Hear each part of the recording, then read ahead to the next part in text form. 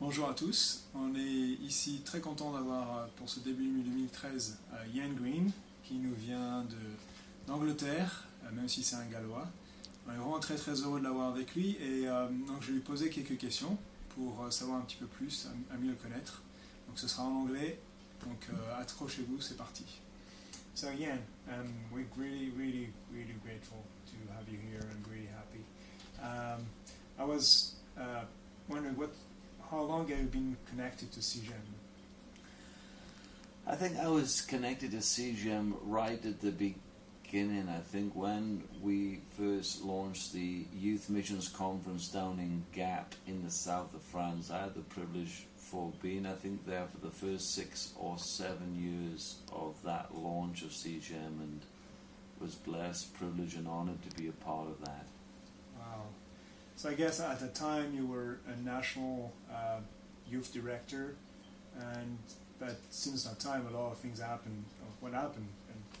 So I had not long stepped down from being the national youth director in England, and had started to pioneer a ministry in Europe. At that time it was called Youth Ministries International, and we were committed to training youth workers and youth leaders mainly in Eastern Bloc countries.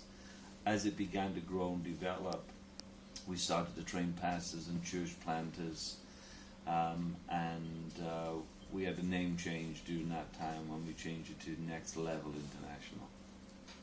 So, and then, what are you doing now? So during that period of time, I realized that the traditional form of reaching people through traditional church planting was no longer effective, and so I launched an organization called the Proton Foundation, and there we tried to do reverse church planting, community involvement, as well as missional businesses and social enterprises.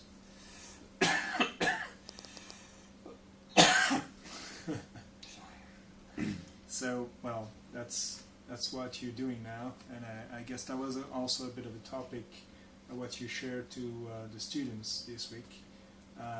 Can you, I know it's kind of difficult to summarize like 12 hours of teaching, but can you give like a little bit of what was the topic and what you shared with the students?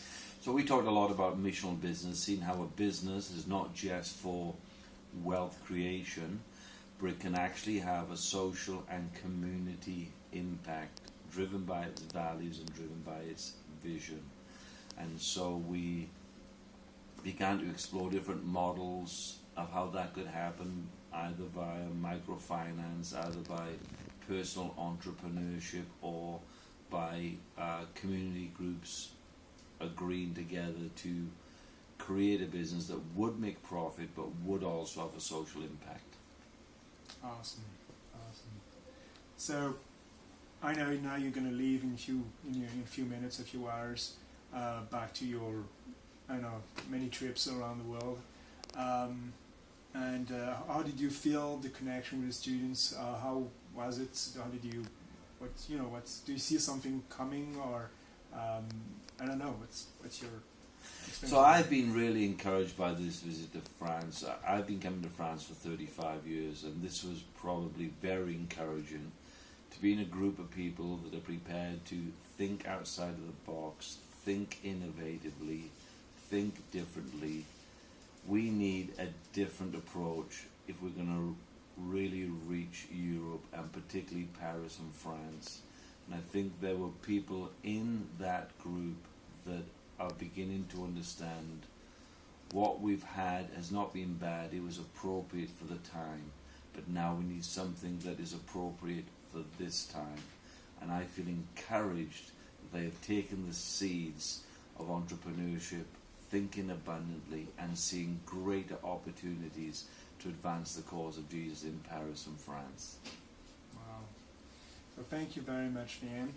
We're so grateful, and I hope to see you soon among us, and also we wish you the best actually for this year and for all your business ideas you have, and that God bless your family also, and see you soon, man. Thank you, good to be here.